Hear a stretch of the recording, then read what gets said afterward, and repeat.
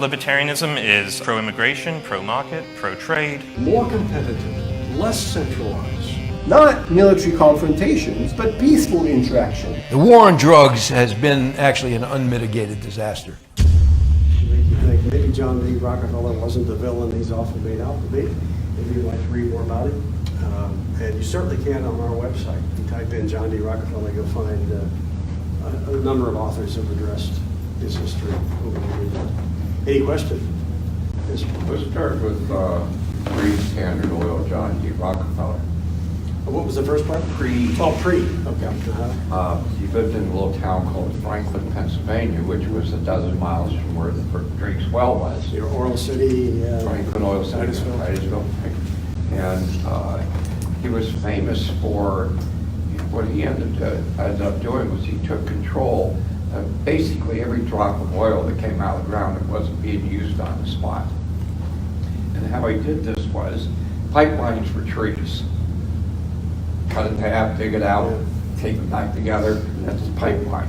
Down to the river where they would haul it to Pittsburgh or whatever. Yeah. And the first refinery was a guy named Miller and Sibley. I don't know if you ever read Gentleman's Destiny,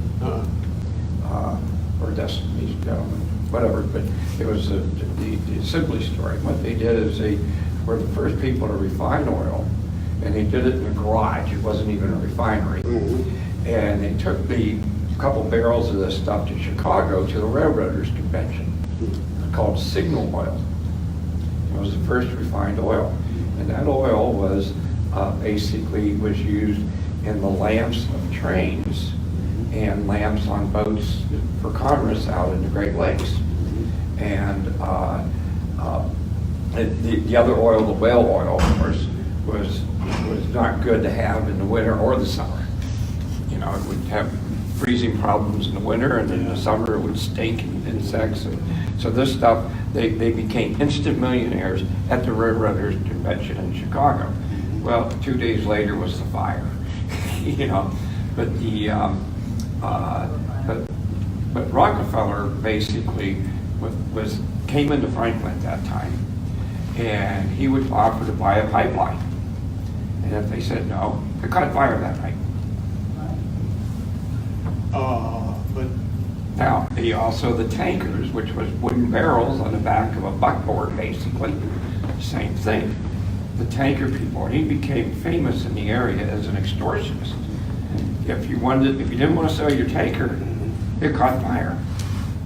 You know, so after a very short time, the word got out: if Rockefeller wants to buy your pipeline or your tanker, sell it to him, and people would make their living building tankers, knowing that he would buy them. why did nobody ever file a lawsuit again? Why was he never charged with that?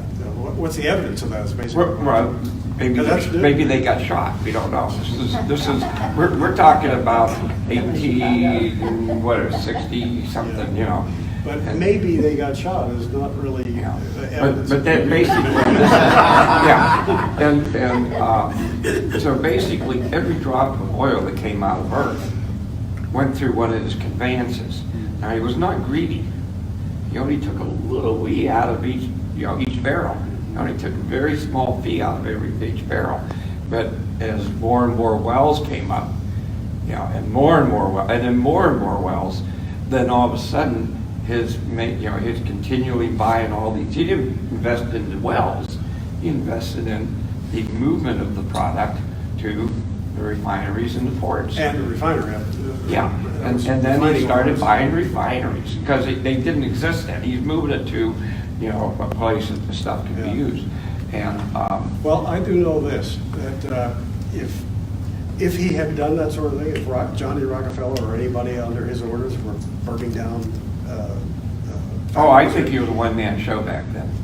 But if that had happened, there's no defense for that. No. But I'm not aware that was ever seriously charged, or never found its way to court. That's the story in the Venango County of John D. Rockefeller.